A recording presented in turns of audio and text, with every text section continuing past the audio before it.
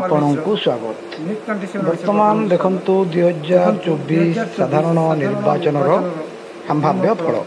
ଏହି ପରିପ୍ରେକ୍ଷୀରେ କଳାହାଣ୍ଡି ସଂସଦୀୟ କ୍ଷେତ୍ର, ଯାହା କଳାହାଣ୍ଡି ଓ ନୂଆପଡ଼ା ଦୁଇ ଗୋଟି ଜିଲ୍ଲାକୁ ନେଇ ଗଠିତ। ଏଥିରେ ସର୍ବମୋଟ ଭୋଟର ସଂଖ୍ୟା ହେଲା 17,780,000, ଯେଉଁଥିରୁ 13,24,936 ଜଣ ଭୋଟଦାନ କରିଛନ୍ତି। ଏହି ସଂସଦୀୟ କ୍ଷେତ୍ରରେ ସର୍ବମୋଟ ପ୍ରାର୍ଥୀ ସଂଖ୍ୟା ହେଲା 12। ସେମାନଙ୍କ ମଧ୍ୟରେ ବିଜେପିରୁ ଶ୍ରୀମତୀ ମାଳବିକା ଦେବୀ, ବିଜେଡ଼ିରୁ ଡକ୍ଟର ଲମ୍ବୋଦର ନିହାଲ, ଜାତୀୟ କଂଗ୍ରେସରୁ ଶ୍ରୀମତୀ ଦ୍ରୌପଦୀ ମାଝୀ, ବିଏସ୍ପିରୁ ବିରଞ୍ଚି ନାରାୟଣ ଦୁର୍ଗା, ସମାଜବାଦୀ ପାର୍ଟି ଶିବ ହାତୀ, ସମୃଦ୍ଧ ଓଡ଼ିଶାରୁ ହିମାଂଶୁ ତ୍ରିପାଠୀ। ସ୍ୱାଧୀନ ପ୍ରାର୍ଥୀ ଭାବରେ ଏଠାରେ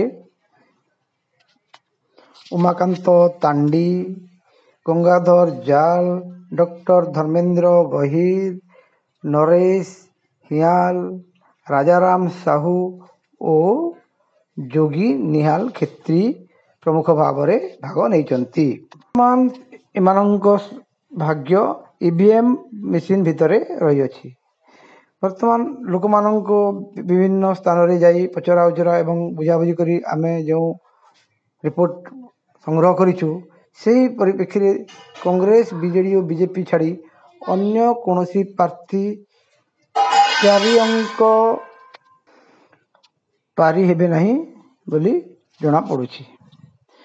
କଂଗ୍ରେସର ଦ୍ରୌପଦୀ ମାଝୀ ପାଖାପାଖି 3 ଲକ୍ଷ ଭୋଟ ପାଇ ତୃତୀୟ ସ୍ଥାନରେ ରହିବେ ଏବଂ ଲମ୍ବୋଦର ନିହାଲ ବିଜେଡ଼ିରୁ ପାଖାପାଖି 4 ଲକ୍ଷ ଭୋଟ ପାଇ ଦ୍ୱିତୀୟ ସ୍ଥାନ ରହିବା ବେଳେ ମାଳବିକା ଦେବୀ ପାଖାପାଖି 6 ଲକ୍ଷ ଭୋଟ ପାଇ ବିଜୟୀ ହେବାର ସମ୍ଭାବନା ଥିବାବେଳେ ବର୍ତ୍ତମାନ ଦେଖିବାକୁ ରହିଲା କିଏ ସାଂସଦ ହିସାବରେ ବିଜୟୀ ହୋଇ ଦିଲ୍ଲୀ ଦରବାରରେ ପହଞ୍ଚି ପାରୁଛନ୍ତି। ନ୍ୟୁଜ୍ 27 ଓଡ଼ିଶାରୁ ରାଜେନ୍ଦ୍ର ମିଶ୍ରଙ୍କ ରିପୋର୍ଟ। ଆମ ଚ୍ୟାନେଲଟିକୁ ଲାଇକ୍ ଓ ସବସ୍କ୍ରାଇବ୍ କରିବା ସହିତ ଭିଡ଼ିଓଟିକୁ ଦେଖି ମନ୍ତବ୍ୟ ରଖନ୍ତୁ। ଧନ୍ୟବାଦ।